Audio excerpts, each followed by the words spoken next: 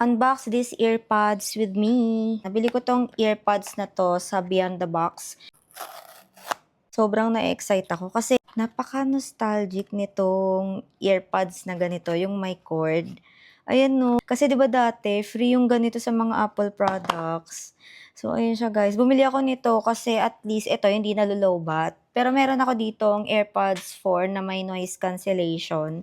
Okay naman to kaya lang minsan talaga nakakalimutan ko siyang i-charge. Tapos nasa kalagitnaan ako ng movie, biglang malalobat, 'di ba? Oo. Medyo nauuso din to ngayon yung may cord. Binili ko nga pala yung USB-C. Paano? Sandali. Baka masira ako pa, hindi pa nagagamit. Ayan, excited ako sana gumana siya ng maayos. Oo. So, yes! Ayan na. Meron na tayong bagong earphones. Ayan, ganito yung usong-uso dati, di ba? Yung may wire. Ayan. Let's see. Hindi rin siya masakit sa tenga. Ayan, oh. Ang problema ko lang sa ganito, ayan, may problema pa din. Di na lang natapos yung problema.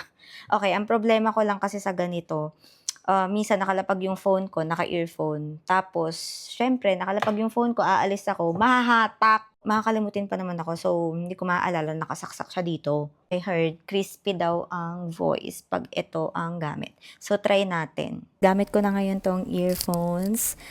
Mic test.